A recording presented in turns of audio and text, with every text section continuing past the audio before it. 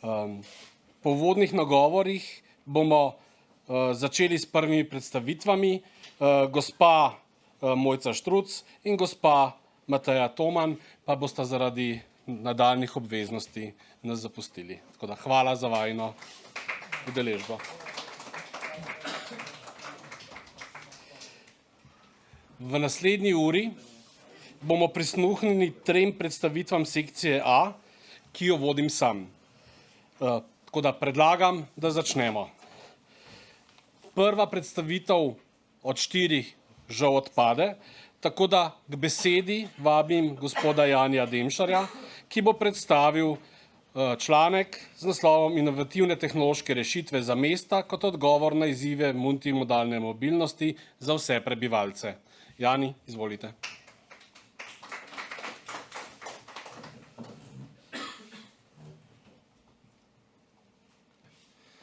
Tilen, hvala za besedo. Lep pozdrav, spoštovani vsi prisotni v dvorani kot tudi na spletu. Jaz vam bom predstavil pravzaprav naše področje raziskovanja na Geodetskem inštitutu. S tem področjem se ukvarjamo pravzaprav 3, še kolegica Marina Lovrič in pa kolega Roman Rener, s katerim smo tudi skupaj pripravili ta prispevek. Zdaj, samo izhodišče, kam pa je treba usmeriti? Samo izhodišče pravzaprav našega raziskovanja je bilo to, da se zavedamo, da imamo samo en prostor. In ta prostor si moramo deliti vsi, ne glede na naše oviranosti oziroma sposobnosti. Zdaj, če je infrastruktura grajena oziroma načrtovana in prilagojena tako, da jo lahko te uporabniki uporabljajo, pravzaprav je primerna za vse. Obratno ponavadi ne velja. Ciljne skupine, ki jih obravnavamo oziroma ki so prisotne v našem raziskovanju, so slepi in slabovidni, gibalno ovirani, gluhi in naglušni ter starejši. To leto pa dodajamo še novo skupino, torej to so pa osebe z motnjo v duševnem razvoju, ki se nam zdi tudi ključna pri vseh teh skupinah. Zdaj, kaj se pravzaprav, s čim se ukvarjamo? V bistvu smo ugotovili, da je tehnična plat premalo, zato smo pravzaprav združili oziroma razvijamo 2 področji, to je tehnično in pa socialno, in pa seveda zavedamo se slovenskega znanja. In tukaj na tem mestu želimo, se pravi, omogočamo dodano vrednost, kar se tega tiče, in pa z motom nič o invalidih brez invalidov. Torej, vedno sodelujejo z nami pri nastajanju kakršnihkoli delov v projektu. Zdaj, mi zajemamo podatke pravzaprav po celi Sloveniji, kar se tiče dostopnosti za vse 4 skupine. Tu imamo prikazano pravzaprav, kaj vse smo do sedaj zajeli. Je pa nekako v našem skupnem delu že več kot 100 občin. Zdaj, sam proces pri zajemu podatkov oziroma našem digitalnem delu, kar počnemo, je pravzaprav, da potujemo od zajema vnosa do prikaza podatkov oziroma informacij. Se pravi, sam začetek, ki ga začnemo, je vezan na recimo že podatkovne baze, ki obstajajo. Tu se naslanjamo na podatkovno bazo Geodetske uprave Republike Slovenije in na tem področju potem tudi izvajamo pregled spletne dostopnosti vseh občin, ki v raziskavi sodelujejo. Naslednji korak seveda je izdelava. Za naslednji korak smo naredili pravzaprav izdelavo metodologij, kako zajeti podatke, zato da lahko vključujemo različne osebe z različnimi oviranostmi, da participirajo tudi oni svoj del. Nato začnemo z pisarniškim zajemom, kjer v pisarni zajamemo vse podatke, ki smo jih zgradili pravzaprav za naš podatkovni model. Sloje predstavljajo pravzaprav različne skupine, se pravi te ranljive skupine, o katerih sem na začetku govoril. Nadaljno pa te sloje sestavljajo atributi in pa njihove vrednosti. Potem te podatke na terenu naši zajemalci preverjajo, običajno so to tudi osebe z različnimi oviranostmi. Nato te podatke pretočimo v našo bazo in končni korak je, da lahko te podatke prikazujemo na spletnem pregledovalniku oziroma so tudi javno brezplačno dostopni. Sama metodologija je izdelana, se pravi, tako kot sem rekel, za vse 4 skupine in zajema neke vrste objektni katalog, kjer so predstavljeni vsi atributi, ki jih zajemamo in njihove vrednosti in pa so vse slikovno podprte. Kot sem rekel, na terenskem delu nam pomagajo naši kolegi in s tem participirajo pravzaprav tudi svoja znanja in svoje izkušnje.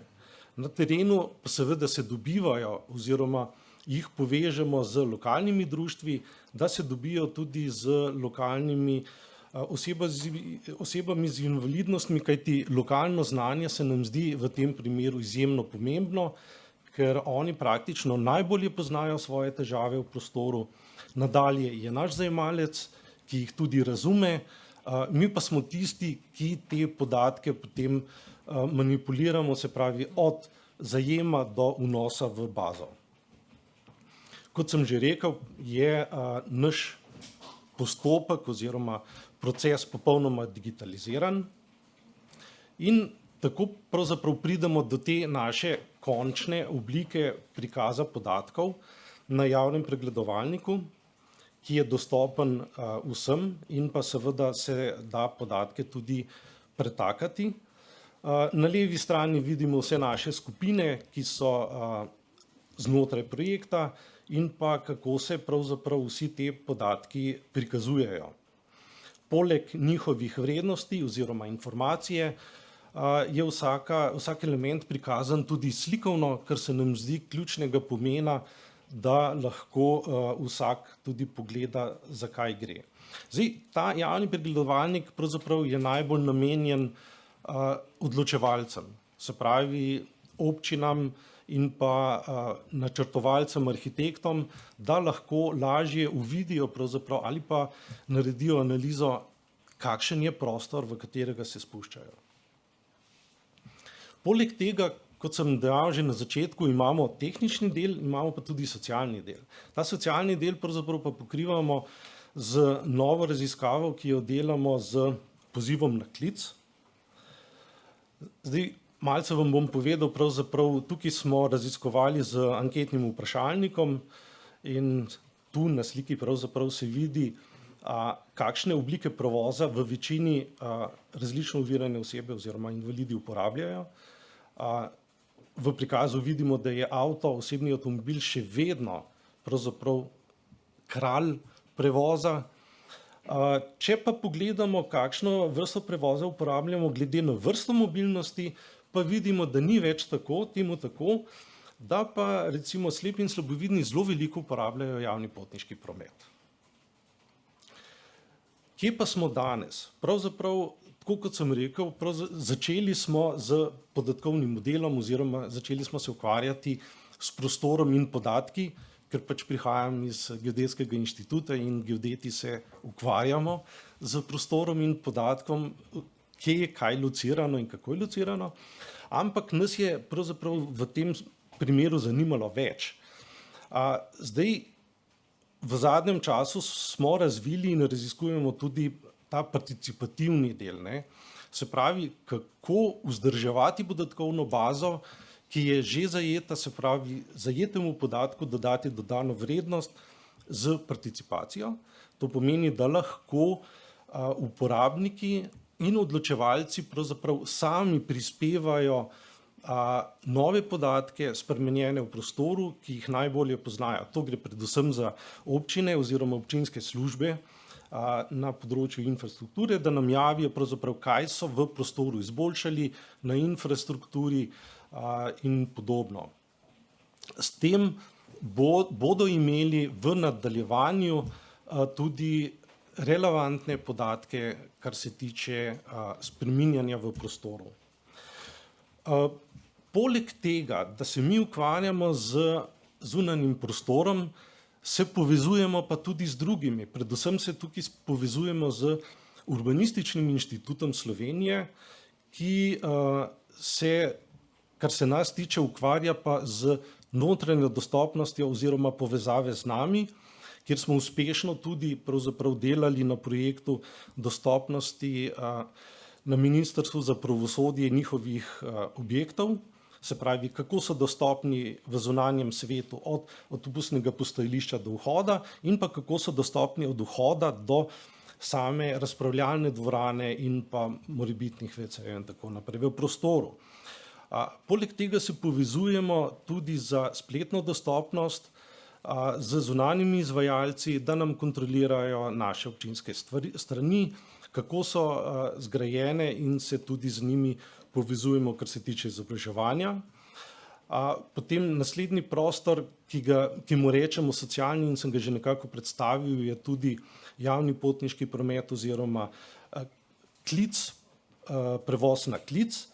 In pa vedno bolj se nam zdi pomemben tudi virtualni prostor. Pri tem virtualnem prostoru pa se povezujemo z URI Sočo, kjer pravzaprav želimo z njimi razviti model pomoči pri rehabilitaciji, se pravi različno oviranih oseb, tukaj govorimo predvsem gibalno oviranih, kako jim omogočiti najlažjo in najbolj učinkovito rehabilitacijo.